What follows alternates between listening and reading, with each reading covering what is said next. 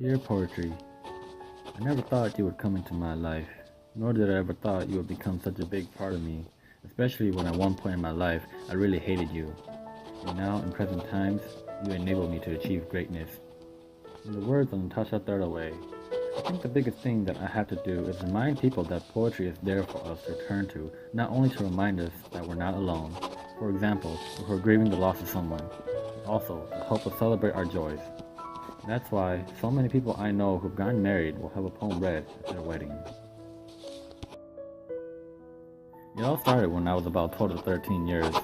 My first poem was a thank you letter to my pen pal friends, and that's when I realized that my words had meaning behind it. After several years of writing, I decided to perform a spoken words piece for the first time during an event at my high school. Okay, this poem is called I Need You With Me. There's a side of me that you have not seen yet. But even with unspoken words, you're still able to see through right through me and fulfill my unexpressed wishes.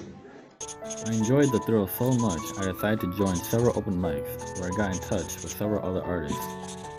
I even performed at places I never thought I would perform at, such as the Hmong New Year at River Center, one of the largest Hmong events in Minnesota.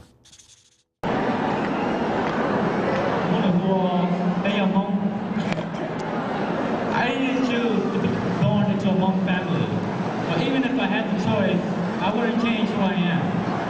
I am proud to call myself Hmong. However, I just realized how important it was to be called Hmong. After several months of my spoken words hobby, my talents were recognized, and I got to work with local artists Chia Lord or Chili and Two Psycho Lee.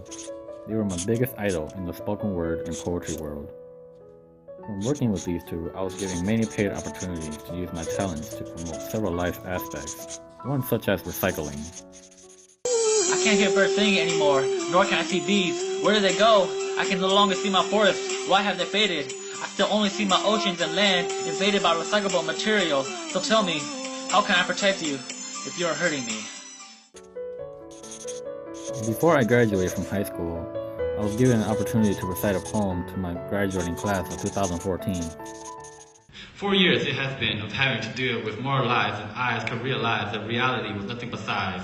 And how desperately I wanted to fly away from this mess, clear away from this stress, take a break from these so-called tests. Test for tests, but the finals are never finals because they never prepare us for the real test, which is survival.